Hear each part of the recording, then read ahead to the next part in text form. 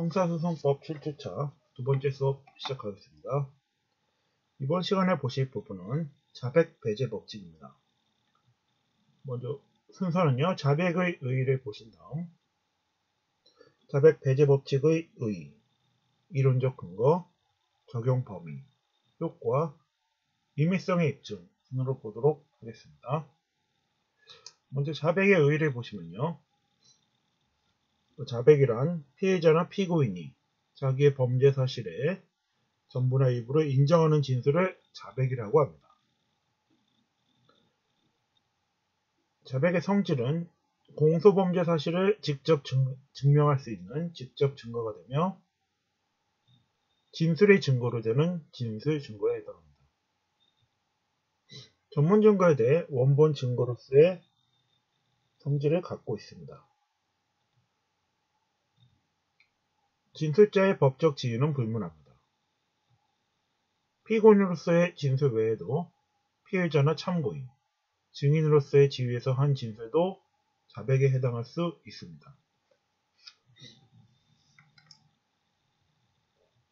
반드시 서면으로 해야 하는 것은 아니며 구두로 자백하는 것도 가능합니다. 자백의 상대방은 법원, 법관, 수사기관을 불문합니다. 특정한 상대방이 없이 일기장 같은 데 적은 경우에도 자백이 될 수 있습니다. 재판상 자백과 재판의 자백을 불문하며 자기의 범죄 사실을 인정하는 진술이면 족하고 형사 책임까지 인정할 것을 요하진 않습니다. 구속요건에 해당하는 사실을 인정하면서 위법성이나 책임을 조각사유를 주장하는 것도 자백이 될 수 있습니다.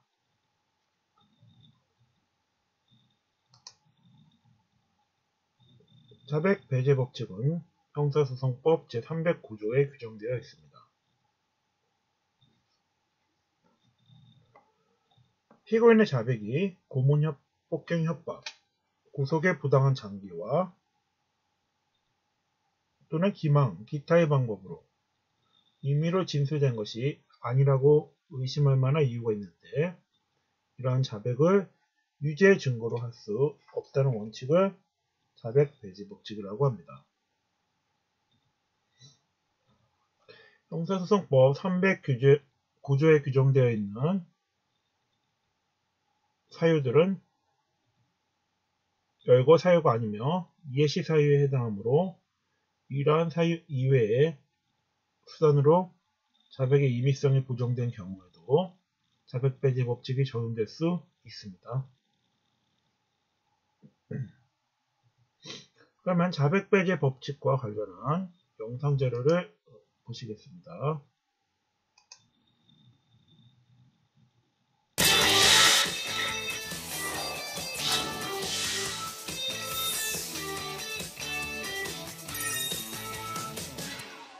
김영미 형사, 김윤석에게 자기가 전화를 걸어서 아니 지금 1명 죽인 걸로 체포돼 놓고 나 7명 죽였어.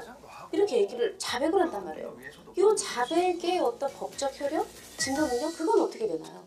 영화를 보시면 아시겠지만 영화 중간에 주지훈이 그 교도소, 구치소 그 방 안에서 법전을 놓고 형사소송법 책을 놓고 그게 보입니다. 공부를 해요. 굉장히 똑똑한 범죄자인 거고요.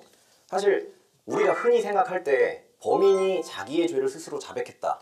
그러면 뭐 끝난 거지. 더 뭐가 필요하냐. 이렇게 생각하기 쉬운데 우리 법조문에는 조금 다르게 규정이 되어 있습니다. 예, 형사소송법 제310조를 보면 불이익한 자백의 증거 능력이라는 조항이 있는데요.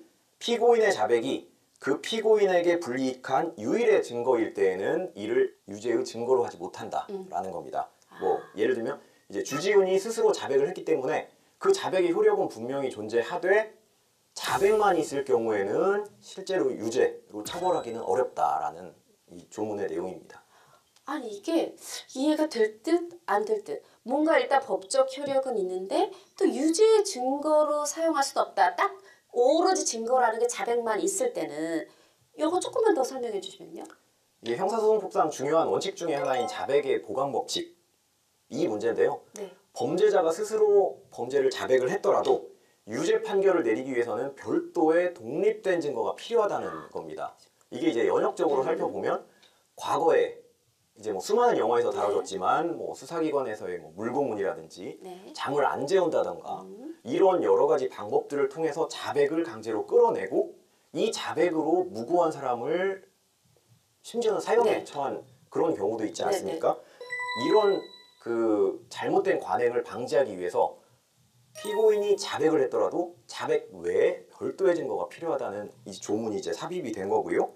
이 보강 증거는 자백 외의 것이라면 뭐 어떤 거라도 상관이 없고요. 뭐 예를 들면 주지훈이 평소에 이 살인자의 그 모습을 보이면서 피해자들을 뭐 기록을 해놨던 뭐 수첩이라든지 노트라든지 이런 거는 이제 별도로 보강 증거로 사용이 될 수 있는 것입니다.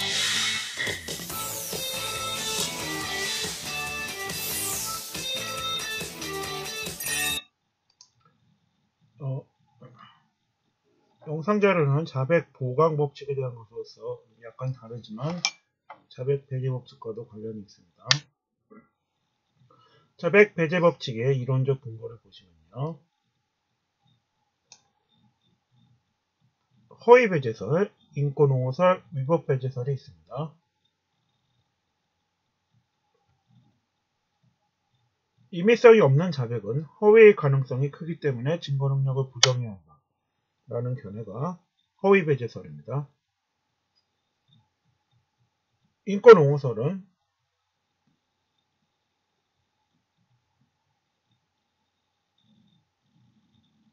진술 거부권의 담보 장치로서 자백 배제 법칙을 이해하여 인권을 보장하기 위해 증거 능력을 부정해야 한다. 라는 것이 인권 옹호설이 되겠습니다. 허위 배제설과 인권 옹호설을 자백의 증거 능력 제한 근거로 모두 인정하는 것이 절충설이 되겠습니다.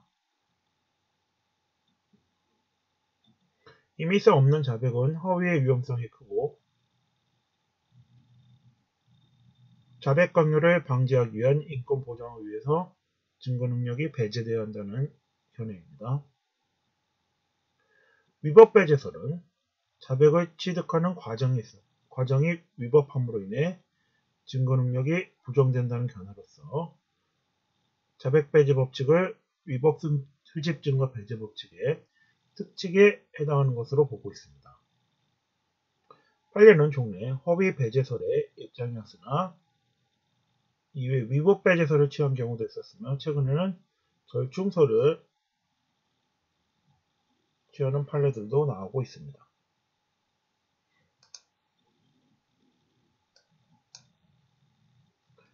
적용 범위를 보시면요. 고문, 폭행, 협박, 구속의 부당한 장기와 기망, 약속, 위법한 신문, 방법, 진술거부권 불고지, 변호인조력권 침해를 인해서 자백이 임의성이 배제되는 경우입니다. 먼저 고문, 폭행, 협박은요. 형태의 제한이 없습니다. 따라서 피고인 자신을 본인을 고문하는 것뿐만 아니라 피고인과 가까운 관계에 있는 가족, 다른 피고인을 고문하는 것을 보여주어서 자백을 강요하게 하는 경우에도 고문에 의한 자백에 해당합니다. 신체구속의 부당한 장기화는 구속기간 만료 후에 부당한 장기구속도 포함되며 처음 구금 시부터 불법 구금이 되는 경우도 이에 해당합니다.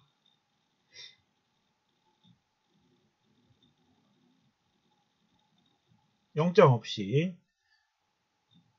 13여일간 불법 구금되어 있으면서 잠을 재우지 않고 수사를 하여 자백을 받아내는 경우도 증거 능력이 부정된다고 한 판례가 있습니다.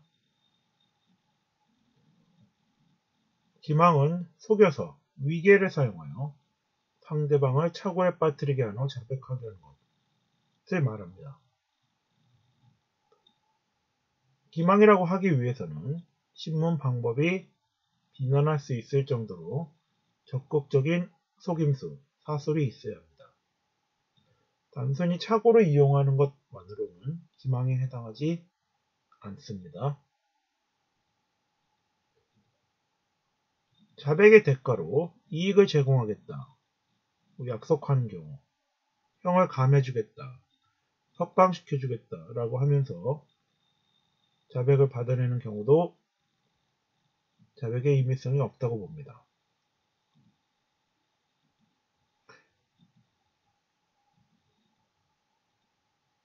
위법한 신문 방법과 관련하여 야간 신문은 그 자체가 위법한 것은 아니나 판단 능력을 상실케 할 정도의 수면 부족 상태에서의 자백은 증거 능력이 없다고 할 것입니다. 진술 거부권을 고지하지 않은 자백도 증거 능력이 없습니다. 그 이유는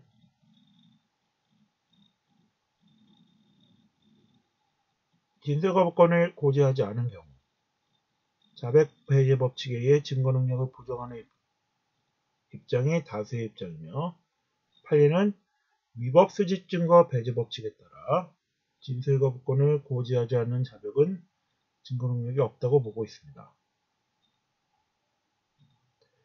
변호인 선임권, 변호인 적격 교통권을 침해해서 이루어진 자백도 증거 능력이 없습니다.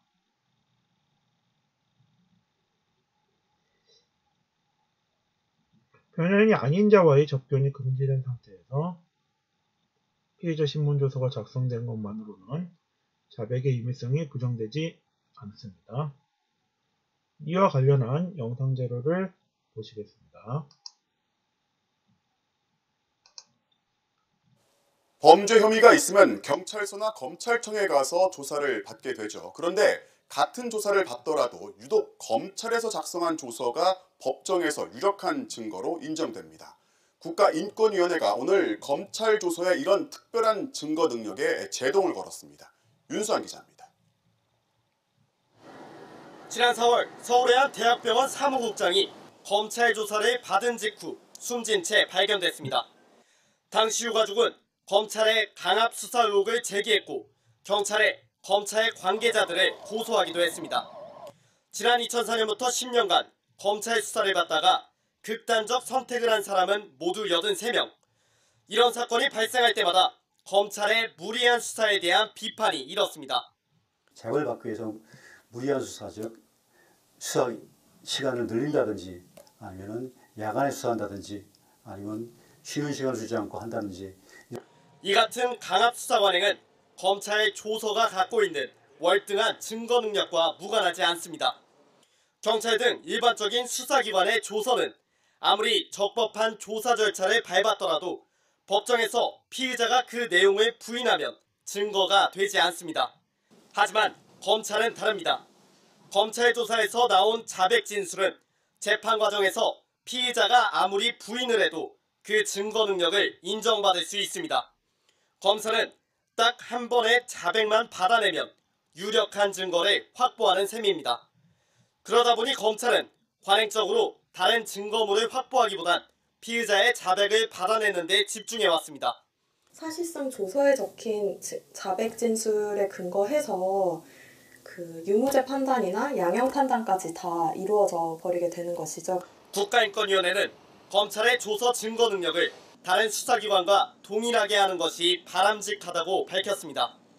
그리고 검찰개혁안이 국회에서 계류 중인 만큼 검찰 조서 증거 능력을 제한하는 내용이 담기도록 형사소송법을 개정하는 것이 바람직하다고 국회의장에게 당부했습니다. MBC 뉴스 윤수환입니다. 네, 자백 배제 법칙의 효과를 보시면요. 증거 능력이 절대적으로 부정되고 이르는 파생 증거에 대해서도 증거 능력이 부정된다고 할 것입니다. 임의성이 의심되는 자백은 증거 능력이 절대적으로 부정되며 피고인이 동의한 경우에도 탄핵 증거로 사용될 수 없습니다.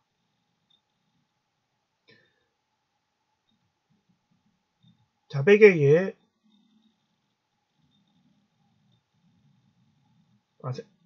자백과 관련하여 발생한 파생 증거 역시 위법하게 수집된 증거로서 형사소송법 제309조의 취지상 진실인지 여부를 불문하고 증거 능력을 전면적으로 보정해야 한다고 입장이 통설의 입장이 되겠습니다. 자백의 유미성에 다툼이 있을 경우 입증 책임은 검사에게 있습니다. 자백의 유미성은 소송법적 사실에 해당하여 엄격한 증명이 아닌 자유로운 증명으로 족합니다.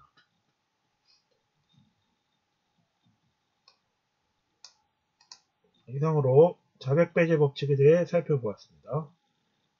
형사소송법 7주차 두 번째 수업을 마치겠습니다.